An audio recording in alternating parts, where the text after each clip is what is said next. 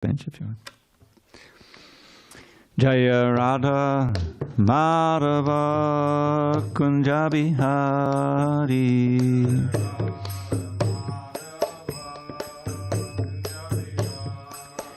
Jaya Radha Madhava Kunja Bihari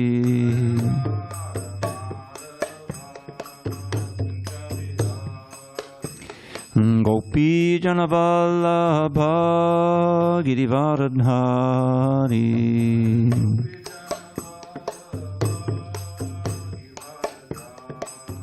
Jai Gopi Janavallabha Girivardhari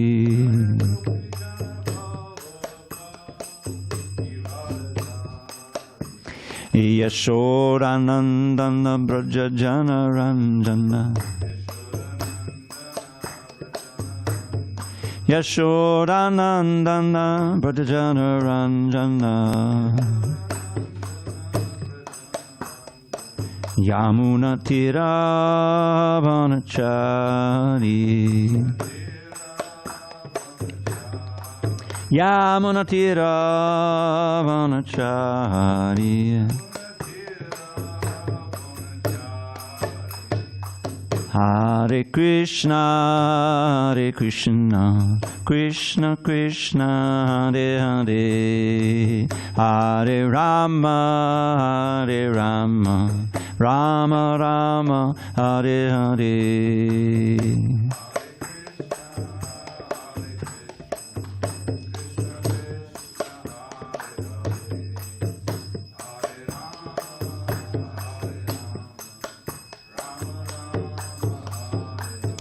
Hare Krishna, Krishna Krishna, Hare Hare, Hare Rama, Rama Rama, Hare Hare.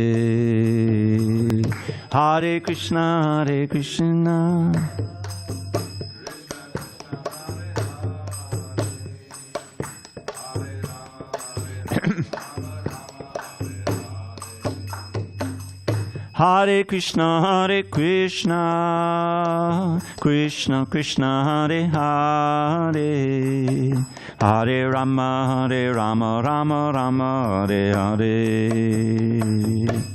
Hare Krishna, Krishna Krishna, Hare Hare, Hare Rama, Rama. Jaya Radha Madhava Kunja Bihari Madhava Kunja Jaya Radha Madhava Kunja Bihari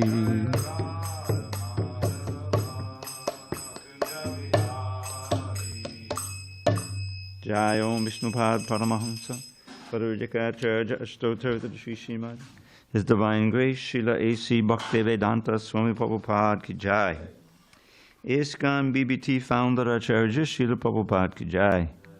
Jai Om Vishnupad Paramahamsa Parujaka Acharya Ashtotar to the Sri Srimad. His Divine Grace, Srila Bhakti Siddhanta Saraswati Thakur Ki Jai. Ananta Koti Vaishnavinda Ki Jai. Namacharya Srila Haridas Thakur Ki Jai. Srimad Bhagavad Gita Ki Jai, Samaveta Bhaktivinoda Ki Jai. All glories to the assembled devotees. All glories to the assembled devotees. All glories to the assembled devotees. All glories to Sri Guru and Gauranga. Now, Tapas, am I positioned right, or should I move over a little bit? Am I positioned okay? I mean, you can't see me on there. Huh?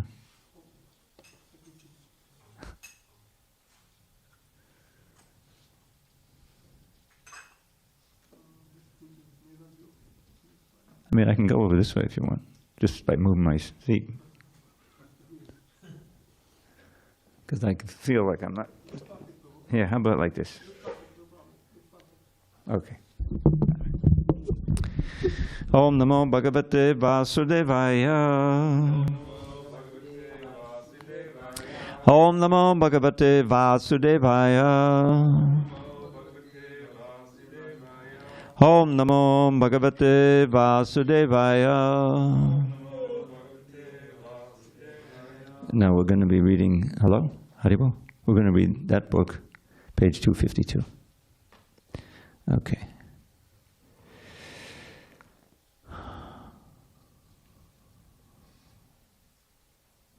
Okay.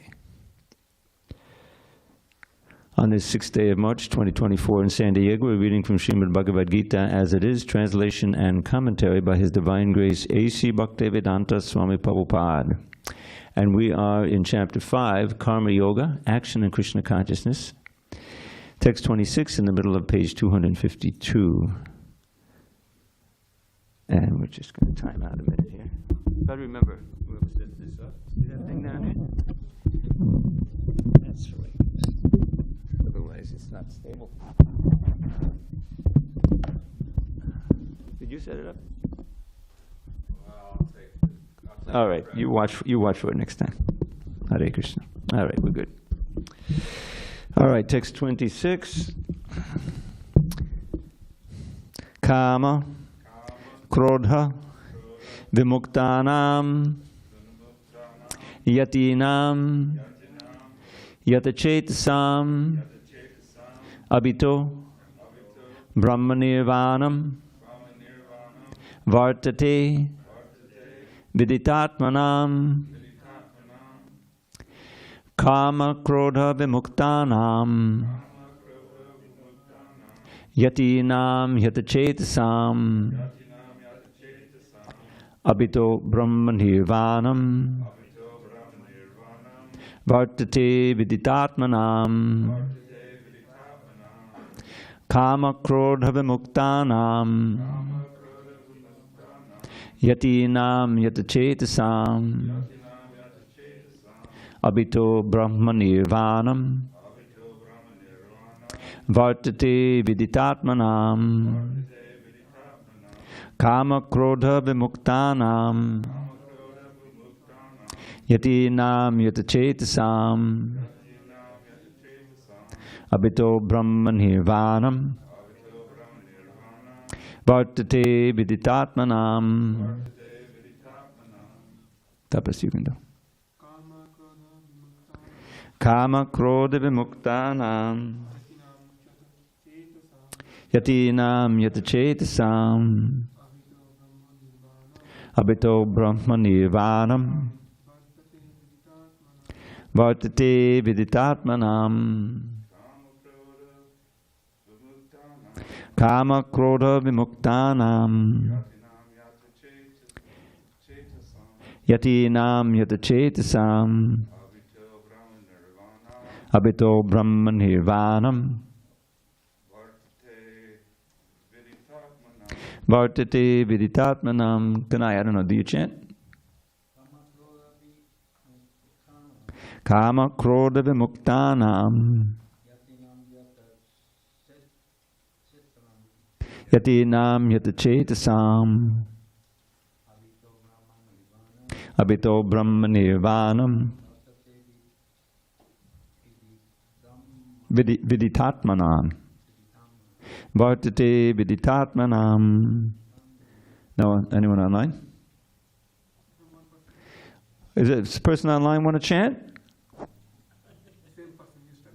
Okay, all right. We'll do it word by words. Kama, from desires, Krodha and anger, Vimuktanam, of those who are liberated, Yatinam, of the saintly persons, Yatachetasam, who have full control over the mind, Abhitaha, assured in the near future, Brahmanirvanam, liberation in the Supreme, Vartate, is there, Vidita Atmanam, of those who are self-realized. Translation. Those who are free from anger and all material desires, who are self-realized, self-disciplined, and constantly endeavoring for perfection, are assured of liberation in the Supreme in the very near future. Purport. Of the saintly persons who are constantly engaged in striving toward salvation, one who is in Krishna consciousness is the best of all. The Bhagavatam 4.22.39 confirms this fact as follows. Yat pada pankaja pralasa vilasa bhaktya karma shayam gratitam udgratayanti santaha tadvanda rikta matayo yatayopi ruddha sroto ghanastha madanam bhajavasudevam. Translation: just try to worship in devotional service Vasudeva, the Supreme Personality of Godhead. Even great sages are not able to control the forces of the senses as effectively as those who are engaged in transcendental bliss by serving the lotus feet of the Lord, uprooting the deep-grown desire for fruitive activities. Close quote. In the conditioned soul, the desire to enjoy the fruitive results of work is so deep-rooted that it is very difficult even for the great sages to control such desires, despite great endeavors. A devotee of the Lord, constantly engaged in devotional service in Krishna consciousness, perfect in self-realization, very quickly attains liberation in the Supreme. Owing to his complete knowledge in self-realization, he always remains in trance.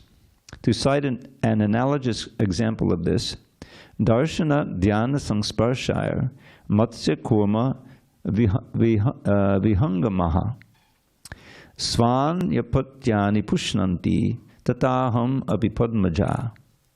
By vision, by meditation, and by touch only do the fish, the tortoise, and the birds maintain their offspring. Similarly do I also, O Padmaja. The fish brings up its offspring simply by looking at them. The tortoise brings up its offspring simply by meditation. The eggs of the tortoise are laid on land, and the tortoise meditates on the eggs while in the water. Similarly, the devotee in Krishna consciousness, although far away from the Lord's abode, can elevate himself to that abode simply by thinking of him constantly. By engagement in Krishna consciousness, he does not feel the pangs of material miseries. This state of life is called Brahma Nirvana, or the absence of material miseries due to being constantly immersed in the Supreme.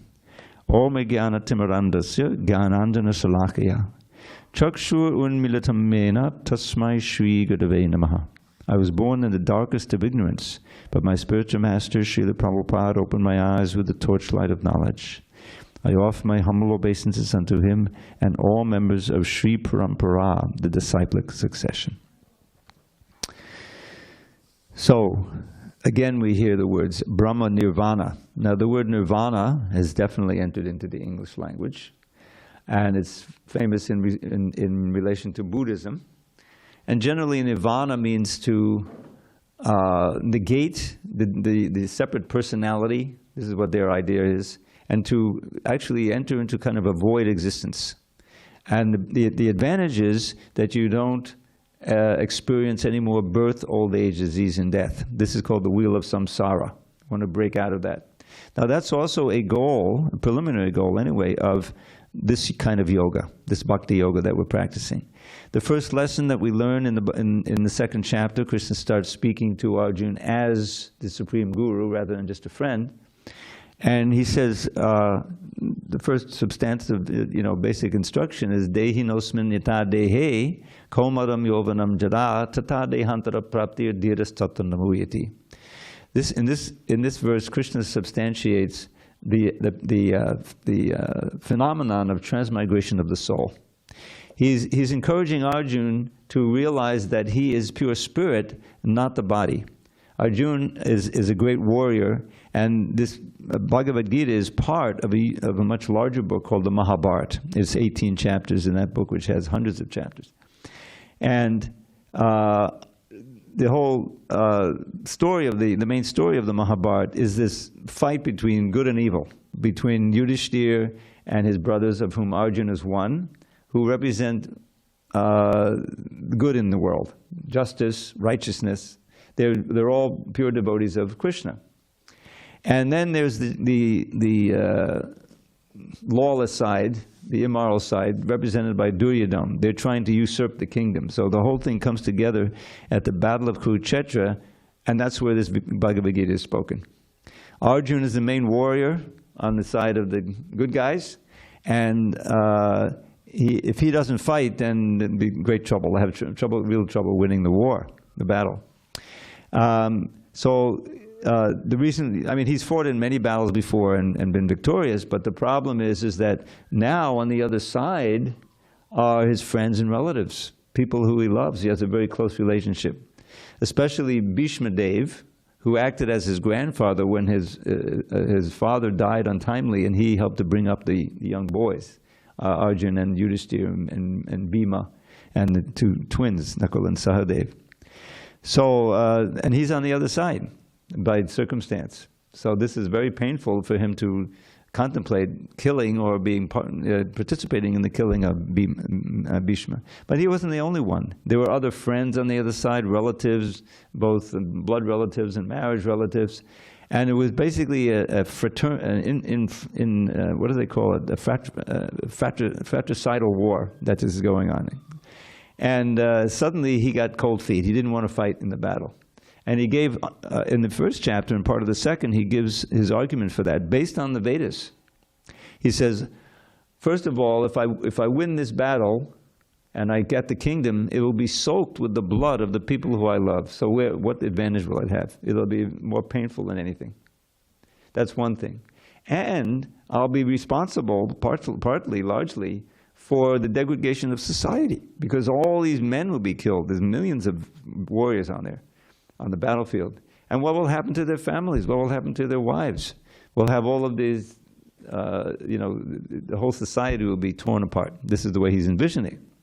So what's happening there is that he has this gut feeling that he doesn't want to kill them, and then he comes up with this argument based on the Vedas, because he knows he needs to couch it in terms that would be acceptable in terms of Dharma. But then finally, realizing that it's very clear, Krishna wants him to fight, because Krishna is the Supreme Personality of Godhead, and part of his mission is to thin out a lot of the demonic forces that have taken root in Kali, in the beginning or the end of Dwapara Yuga, beginning of Kali Yuga. This is the present Yuga. So this is one of Krishna's missions, which he states in chapter 4.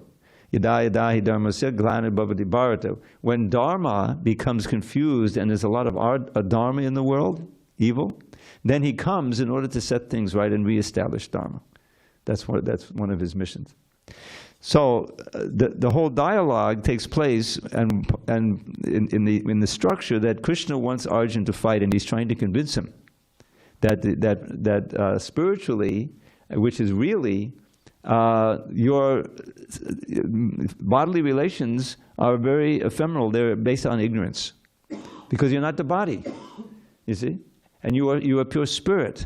And so he says this verse, I spoke it first, Dehinosmin yata dehe. It's a very wonderful verse, because anyone can intuit the reality of transmigration of the soul just by contemplating our life that we've lived already in this body. Just the whole idea is that we as spirit are never born and never die. But of course the body is born and the body dies. So now what is happening? We are within the body, and we are animating it with spirit. It's described, that which pervades the whole body, which is what? Consciousness. Through the passage of the blood, it brings consciousness to those parts. You can cut your fingernails and your hair without any trouble, no pain, because there's no blood flowing in there. But if you just clip a little bit, ow, because you got the finger, you see, then you're in there. So the consciousness is there. So that consciousness is being carried constantly by the flow of the blood. If your foot falls asleep, it means the circulation stopped. Suddenly it doesn't work properly anymore. You could fall over. So this verse, he says, as we have passed already, and each of us can contemplate, through babyhood, childhood, adolescence, like that, right? We've all had that, we're passing through in different ages now. And we're the same person, but the body is constantly changing, right? The body keeps changing, but we're the same person. What is it that's the same? The soul. What's changing is the body. The body is just a vehicle, an incredibly complicated machine created by God, but it's still just a machine, a material machine. And like everything, like your car, your TV, your computer, whatever it is, eventually it wears out and you have to replace it. It fails. So the body eventually fails. But we don't die. You go on to another body at death. And he says that one has to be dhira. One has to see this change with equanimity and not when those who are close to us die, naturally there's going to be some pain and suffering. But we should know that they've gone on to another body. So then the real key question is, what can we do in this life to ensure our best next life? Because that's really what counts. Doesn't matter if you make a lot of money, you get very famous, and you enjoy all kinds of gratification, but what you have done is in the realm of adharma, then you may actually lose the human form of life. It's not sure that we may get human beings, a human life. Depending on if we act like animals and we're simply involved in the senses and vicious activity, we can very well use the human life. And as I always stress, this is a basic principle. The human life is the one form of life. There's more than 8 million different varieties out there according to the Vedas. These trees, the insects out there, all the grass, anything that shows consciousness means there's life there, there's a soul, irreducible soul. So we can take any of those forms according to our work. So Krishna consciousness, bhakti yoga, is a science giving us instruction, giving us tried and true means by which we can ensure that we'll not only get a human life in the next life, but if we're successful, we'll get our original form in the spiritual world. And then we'll no longer have to go through any birth and death, and we'll be situated in our Satchidananda form. Satchidananda means eternal, full of knowledge, and full of bliss. Now you can contemplate your life now. It's not eternal. It's so many things we don't know. We're ignorant of millions of things.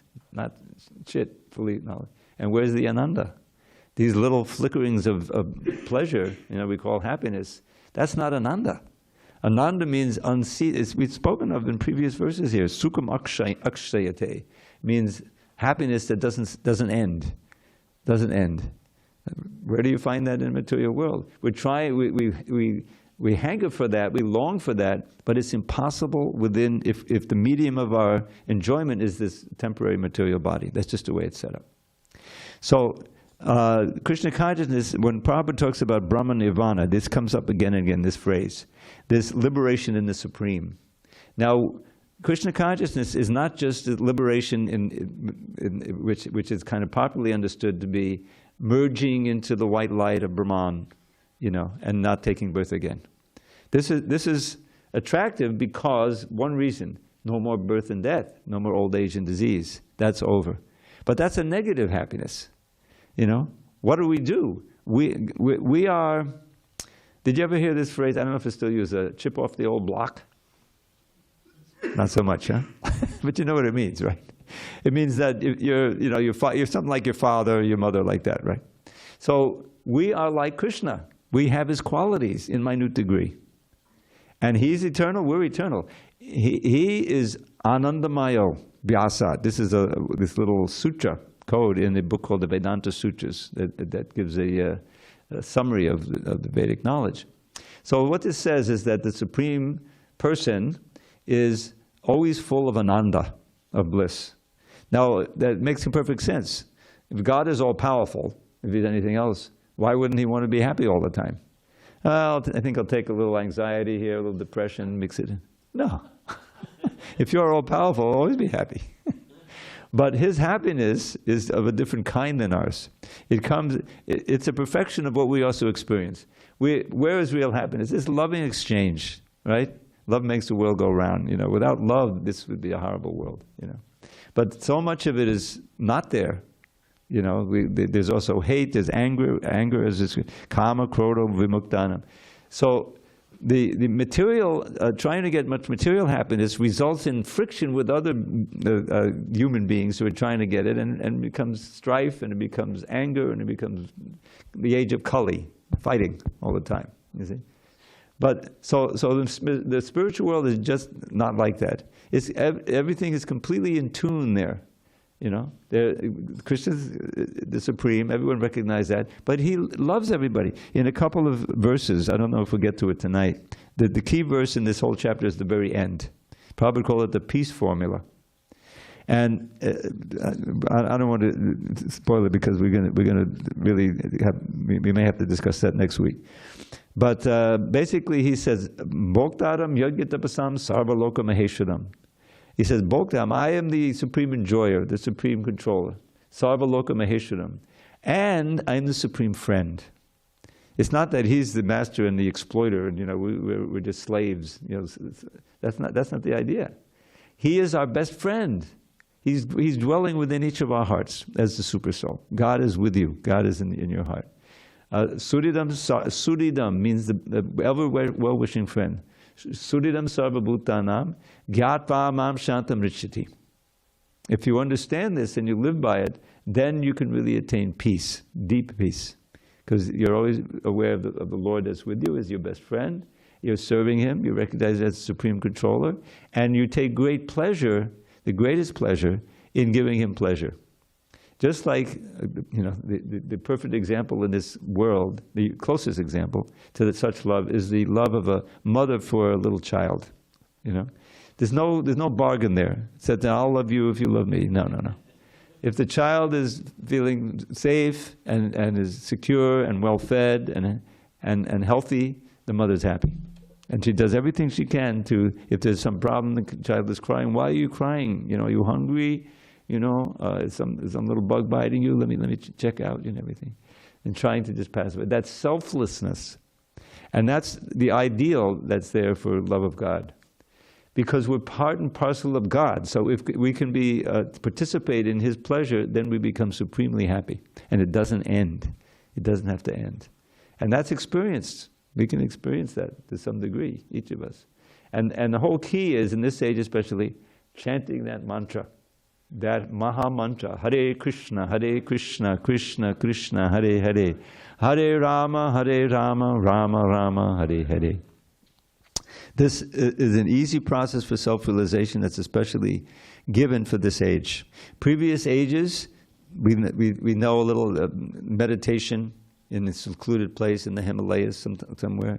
Huge sacrifices were performed, elaborate deity worship. We have our deity worship. If you can stay past 8:15, you'll see these curtains will open. And we have these beautiful forms of the Lord who have been infused by sacrifices and worship so that we can actually relate to them as Krishna. But, the jewels, we're not going to lie to you, they look, they're not real gold and they're not real, there would be thousands and millions of dollars. But in ages gone by, they did that.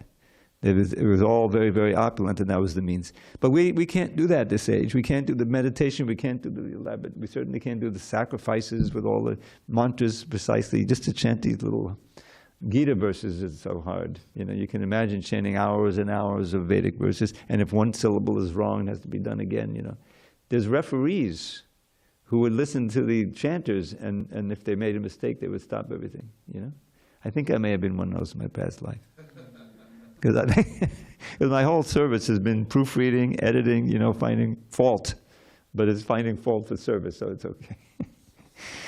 So anyway, the verse, Kama, just to go over the verse again, Kama Krodha Vimuktanam, free of powerful material desires, is Kama, and when they're frustrated, anger. This is a common thing. Yati nam. Now this word yati, yata chetasam, that's repeated, it means striving. Striving. One of the nicknames, if you will, a name for a sannyasi is a yati, because they're always striving with great vows to remain, renounced and to preach and to travel and be, very austere as possible. So one has to yata chetasam, who have full control and strive over the mind. Abhito, assured in the near future of Brahma Nirvanam, of this liberation from, you remember what mukti, there's this very nice definition of mukti, which is the same thing as Brahma Nirvana. In the second canto, I think. What is mukti for a devotee? So it says, muktir hidbanyata rupam swarupena vyavastiti. Very important. Because the mukti is a word is very common amongst the impersonalists. And for them it means giving up our own individuality really and merging into the Brahman. That's not mukti. We don't want to know. That's anathema for the devotees. But the real definition of the devotional definition is here. It says, Mukti hitva anyata rupam, giving up all these other forms. We're now in a form that's not us. That's why it keeps changing. The soul doesn't change, but we're changing, right? Because it's not. So this form and all the other forms we've had, and we might have in the future, material forms, we give those up. And we are situated in a swarup. Swarup means your own actual form, spiritual form, which we have, which is covered now. Mukti heva anyara rupa, swarupena vyavastati. Situated, fixed, you see? In our that's developed, our awareness of it, our consciousness is developed by the process of bhakti, you see? The senses become purified, the mind becomes purified, and Krishna from within, he's enlightening you. So that is real mukti, and that's what's meant here, because Krishna is speaking all bhakti. Brahma nirvanam vartate viditatmanam. Self-realize. Now, there's two selves. Self-realize, you know. For us, self-realism doesn't mean understanding the soul, but also understanding the super soul within. That'll come up in the next chapter, where Krishna says, you know, completely fixed in the self and enjoying oneself, spiritual happiness through transcendental senses. That's the swarup. That's our original spiritual form. So Krishna is working up to it. And here, this wonderful verse, Prabhupada quotes from the 4th canto. This is instruction of the 4 Kumaras, the Maharaj Prithu. There's very nice instructions in the 4th canto. And Prabhupada will quote this verse all the time. Yat pada pankata palasa vilasa bhaktya. So vilasa is spiritual pleasure, as opposed to material pleasure, through bhakti, devotional service, to the toes of the lotus feet of the Lord. In other words, real contemplation and service, and the tulsi puja, you know, like that. Karmashayam gutitam udgutayantisan.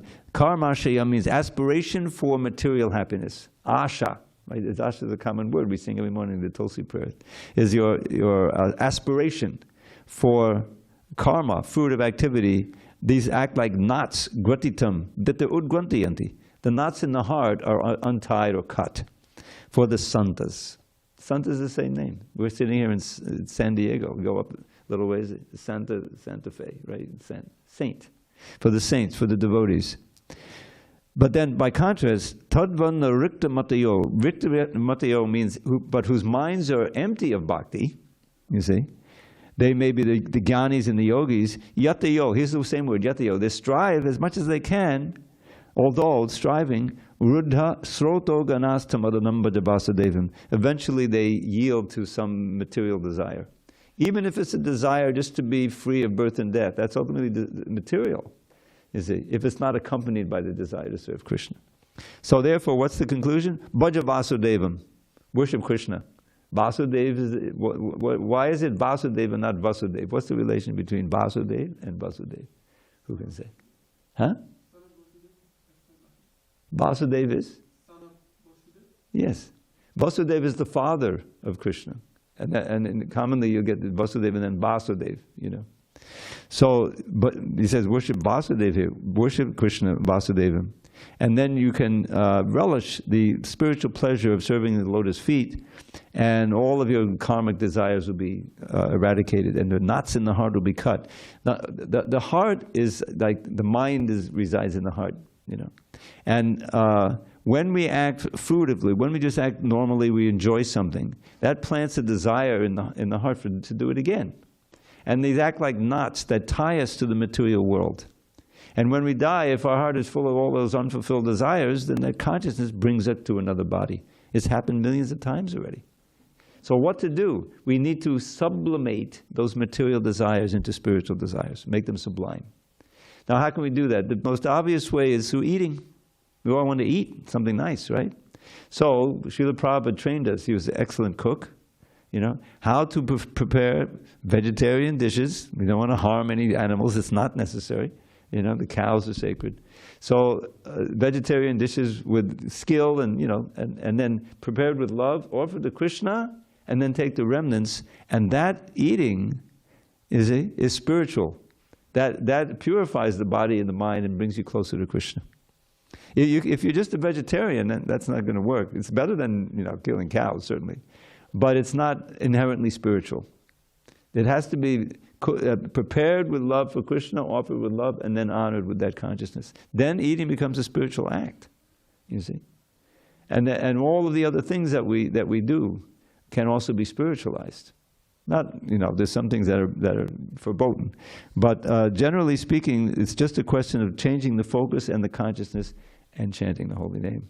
Those are the basic processes. So then, and then he Prabhupada talks about meditation here. So it's all based on the consciousness. If we think of Krishna and we're trying to gear our every act so that it's within the realm of bhakti, you see, in other words, eating, sleeping, walking, talking, everything has its role to play in the service of Krishna, of God, and it can be spiritualized in that way. So that's what is the theme of the whole Bhagavad Gita. And Krishna is winding up this chapter. But the thing to bring away from this chapter is these verses, where we're talking the contrast between flickering material happiness or pleasure, which ultimately acts as it's kind of poison. It's not an accident. The word visha and vishaya are so close. Vishaya is objects of sense gratification. Visha is poison. Just from the language you can see. So why is it poison? Because it ensures you another birth in the material world. That's the ultimate thing. Whereas engaging your senses in Krishna's service brings you closer to not getting another birth in the material world, ultimately taking your next birth in the spiritual world. And all of these things sound like somebody's dream, but they're the whole line of realized souls who have actually experienced this, left their records of their experience, and that's what we call the disciplic succession. And you read this wonderful introduction at the very end, you see the disciplic succession is mentioned there. And it's not some fantasy. They're all experiencing it, and they're trying to. As Srila Prabhupada works so hard. We get these books to produce these books, write them, and print them, distribute them. And so Srila Prabhupada is giving us his association through the book, so that we can build up our faith and become determined, yatinam, yatachetasam, to control the mind, control the senses, and link them up to Krishna. All right, we have time for one more verse, if there's no questions or comments. Two more verses. Text 27, 28. Sparshan kritva bahirbayangs chakshus chayavantare bruvo pranapano samakritva nasabhyantadacharino yatendriya mano buddhir munir moksha parayanaha Vigatecha bhaya krodho yaksada mukta evasaha. Shutting out all external sense objects, keeping the eyes and vision concentrated between the two eyebrows, suspending the inward and outward breaths within the nostrils, and thus controlling the mind, senses, and intelligence, the transcendentalist aiming at liberation becomes free from desire, fear, and anger. One who is always in this state is certainly liberated. So this is the meditative process. He's introducing the next chapter, which is all about that. Purport: being engaged in Krishna consciousness, one can immediately understand one's spiritual identity, and then one can understand the Supreme Lord by means of devotional service. When one is well situated in devotional service, one comes to the transcendental position qualified to feel the presence of the Lord in the sphere of one's activity.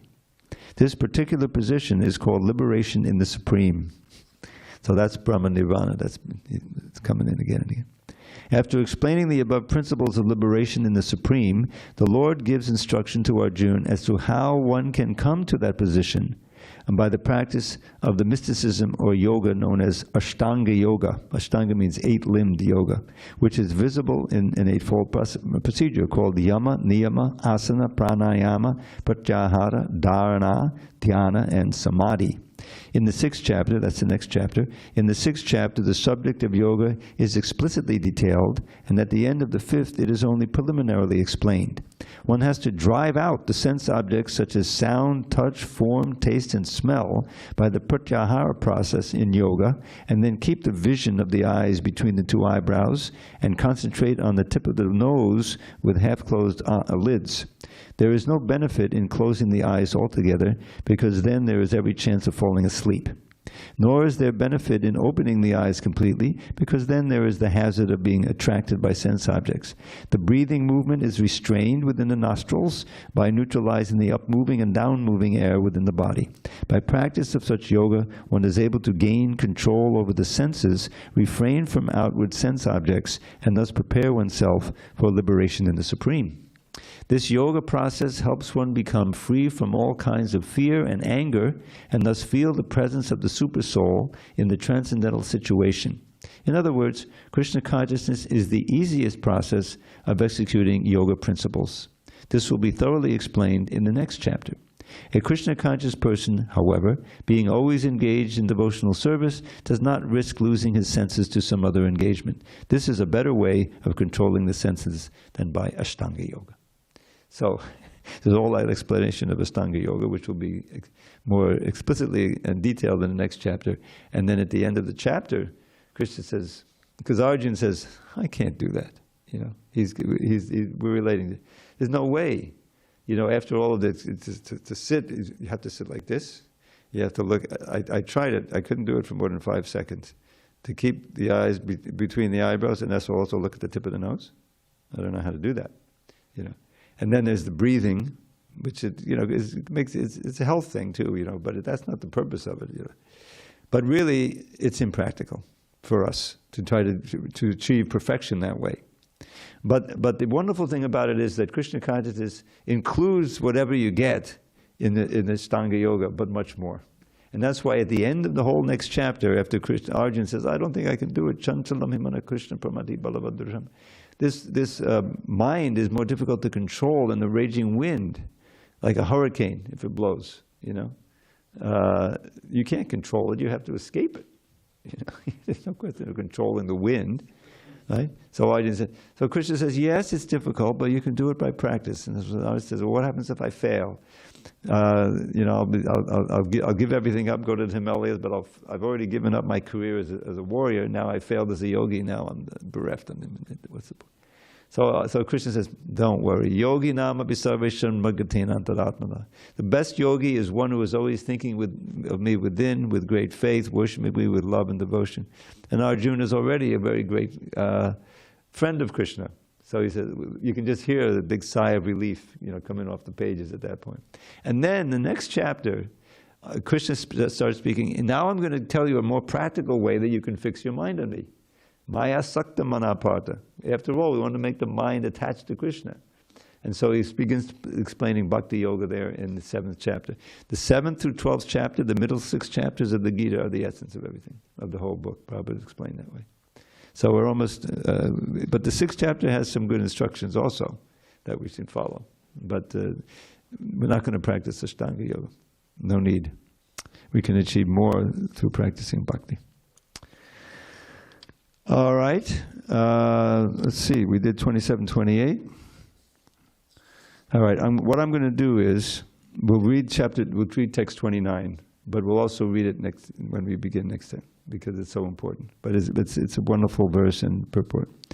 So text 29. Bhoktaram yagitapasam sarvaloka maheshwaram sudidam sarvabhutanam Gyatpa mam shantamrichati.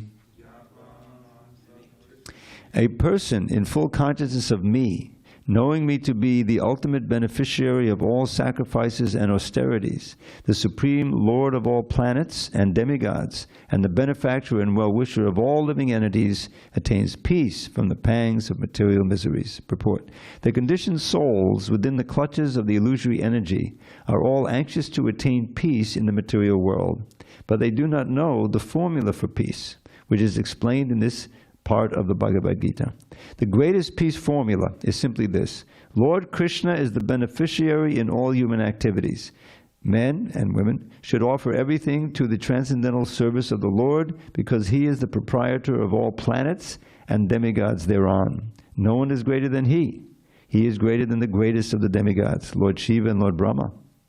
In the Vedas, Shvetashvata Upanishad 6.7, the Supreme Lord is described as Tam Ishwaranam Paramam Maheshwaram. Under the spell of illusion, living entities are trying to be lords of all they survey, but actually they are dominated by the material energy of the Lord.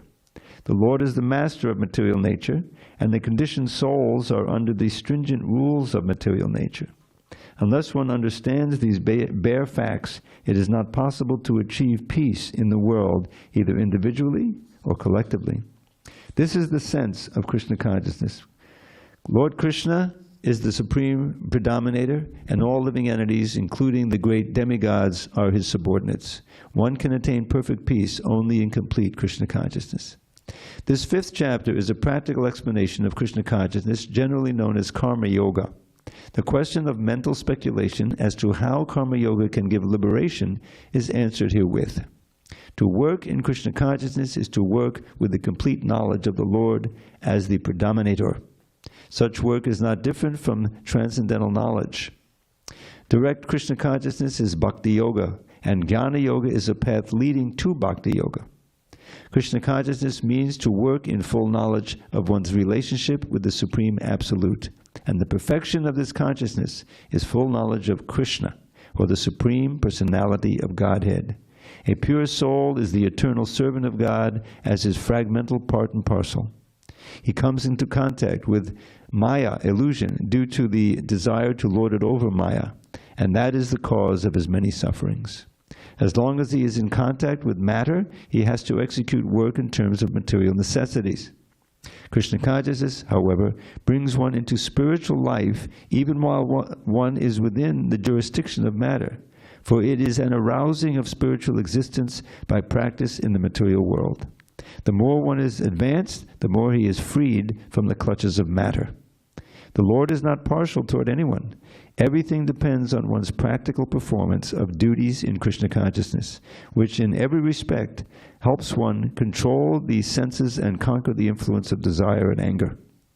And one who stands fast in Krishna consciousness, controlling the above-mentioned passions, remains factually in the transcendental stage, or Brahma Nirvana.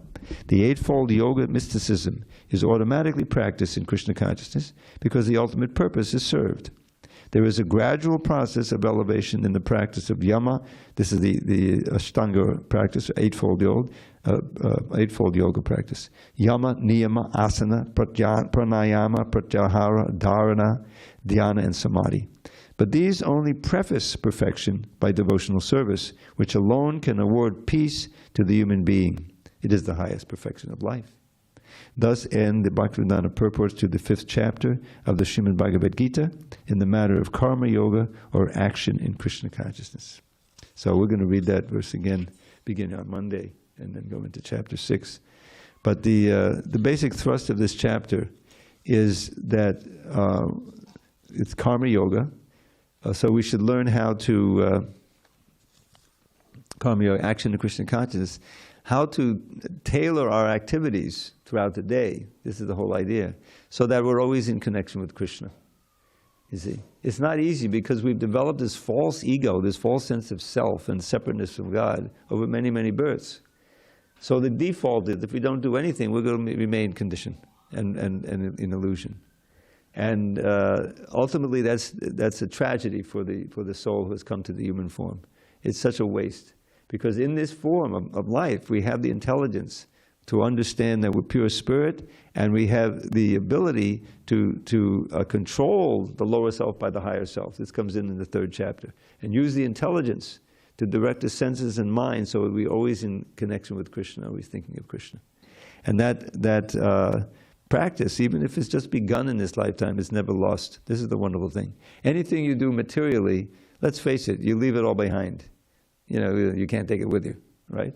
It's all, whether it's prestige or money or skill or relationships, it's all temporary. But whatever you do spiritually in reawakening this relation with God, even if it's just a little bit, that will bring you back next life as a human being to start at that point, and you'll have a chance to continue. This is all the mercy of Krishna. So we should try to make as much advancement in this life, in this process, and have an auspicious next life.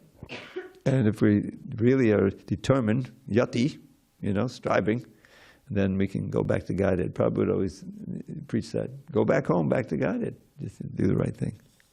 So this wonderful Bhagavad Gita, this is now, I don't know, the 5th or 6th time we've gone through it. I've been doing this since '89. Here, I started in Miami, actually, in '84. But it's ever fresh. That's the thing. It's never like, I read that chapter already. You got anything new? It's always new realizations from reading the same thing over and over again, because it's living text. It's the spiritual knowledge. Well, we're going to read that verse again on Monday, but we have a few minutes, so I'll give you a few. Yes, I have a question. Oh, we have questions. Oh, no, we have a local question here first. But this time, Vijay, we'll call on you. Yes, I can wait, no problem. You talked about diet and cooking and making meals a vehicle toward greater spiritual awareness. Would you discuss maybe a little bit more of those specifically? Like, what can we do at home besides just eating vegetarian to make our cooking and meals spiritual experiences? And Sure. There's a book, The Higher Taste, I think deals with that, right? There's a book called The Higher Taste, and there are recipes in there. But there's also exactly what you're looking for. How to make. I haven't. I'm not a cook. I mean, I can steam broccoli. That's about it. Which I do every day. I can make a big salad. But I rely on my friend Kṛṣṇa Benai. He's keeping me alive. He makes these wonderful burritos every week. You're invited to come. Saturday. Now we have Taco Tuesday also. You can come in the evening. But yeah, and in that book, the practical means of how to set up a kitchen and everything, and begin your cooking, but also and recipes are there, but also the philosophy behind it, the consciousness. I mean, the Buddhists know that. What your conscience is when you cut those potatoes is going to go into the food, and it'll affect those who eat it. That's for sure. So, being aware that, I'm cooking this for Krishna's pleasure, he's going to taste it, and therefore I have to be very clean and do it this way and follow the recipe. It's all in the book, the Higher Taste book. Yeah, Higher Taste. And that's the beginning. There's also some elaborate cookbooks you can get. Yamuna Devi was like the empowered cook, first empowered cook, amazing in this movement. She was trained by Prabhupada in many ways. And she wrote a cookbook which became a prize-winning cookbook, and that's available if you really want to get into it. And I never went down that road. I love prasadam, but I couldn't. But I was cooking the books, so not in the ordinary way cooking the books, but that was my offering to Prabhupada over the years. Okay, follow up, and then we'll get Vijay, because I don't want to freeze him out here. well, so what makes a meal holy? How do you make something prasad? Like, how has something become prasad versus just a normal meal? That's a very good question. So it's cooked, with the consciousness. You're chanting Hare Krishna, at the kitchen. Everything is clean, and you're following the recipe, and okay, this is going to be eaten by Krishna. And then there's the offering, the process of offering. You have a little altar in your home, and some dishes that are only used for Krishna, and you put it on there. And then you bow down, after you're the Brahman, you say Gayatri, and you offer it as a means of offering it, simply. And then you wait, as Krishna honors it, like that. So this is at home, if you do it. Now, and then after at least 5 minutes, they say, then you clear off the plates, and you wash them carefully, put them away, and then you can honor the prasadam, and you can understand, Krishna's tasted this. But what he's really tasting, chapter 9, text 26, you read it, it's all about prasadam. Pattam pushpam palam toyam yome bhaktya prayachati. Krishna makes it very easy. Just offer me a leaf, a flower, fruit, water, that anyone can get. But that's basically the categories of food, that we don't eat meat, anything like that, milk products and like that. But offer with love, and then I will eat that. Does Krishna eat it? Then how come it's still there on the plate after you? Because he can eat by just seeing. He sees what affection you put into it, and he's really looking for that, as the expression of love. So it's all a science, and you find all about it the whole idea behind that book was that so you can do it at home. So that you practice Krishna consciousness at home and you can learn how to cook. Huh? Yeah, he's a book distributor. Okay, Vijay, you're on. Yes, Dravida Prabhu, thank you very much. You're most kind. Dandavat pranams, Prabhu.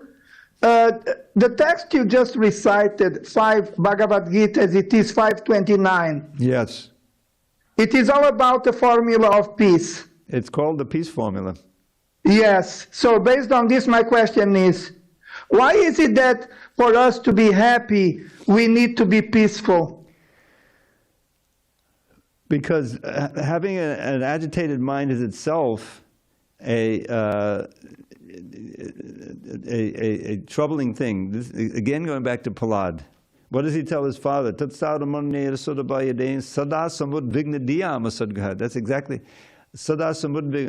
Their minds, the materialists' minds are always disturbed because they're trying to squeeze pleasure out of the temporary body, everything temporary, asat, grahat. Holding on to the asat. Asat means the impermanent. And it's ultimately self-defeating. You see, we're trying to hold on to this temporary body, but it's going, it's dying, it's not working anymore. So that's the idea, is that peace comes from understanding these principles, that Krishna is the real enjoyer of all my austerities and everything. To be conscious of Krishna, this is for him, it's not for me. Sarva Loka Maheshwaram, he is the master of all planets, he's the Supreme Lord. And then the key is, he's not just, I'm out of fear of God, fear of God. No. Suridam Sarvabhutanam, he's the best well-wishing friend. He loves us all. He doesn't want us to suffer. This idea of vengeful God is not in our books at all. He's a loving God. We're the ones who have turned away and caused all the problems for ourselves. You see? So that peacefulness comes when you don't want anything in this material world for yourself. That's right there in the second chapter at the very, very end. Vihaya kama niksavan pumam chadari nikspraha. Nirmamol narahankara sashanti madiga. The word shanti again comes in. Vihaya kaman, giving up all material desires for yourself. And sense of a separate ownership. Nirmamol, nothing is mine. It all belongs to God. Now, in our material consciousness, this sounds, oh my God, how can you possibly think like that? I have so many things. But that's what it takes. It takes giving up this sense of separateness. Nirahankara, no false ego. We understand I'm an eternal servant of Krishna. Sashanti madhigachati. So that mukta sangha. You remember the mukta sangha? That mukta sangha comes in from chanting Hare Krishna. Okay, we're kind of running out of time. But the whole idea is that real peacefulness comes from these qualities, having no material desires. It's the qualities of a sadhu. Titikshava, karulika, suridak, sarvadehinam, ajata shattabhak shanta, sadhavak sadhabhushana. The ornaments, being tolerant, being merciful, being friend to all. All of these produce peace. Because you don't have anything that you're trying to get from someone else or get from nature and try to enjoy separately. That's the source of the peace. And Krishna rewards you that, and then you get this constant sense of joyfulness in the heart. That's the result. Not dependent on anything outside, you're contacting inside. That's what Krishna consciousness means. The best I can do, we have to adjourn because we're going to the artic's going to happen soon. All glories to Srila Prabhupada. Hari Bol Vijay.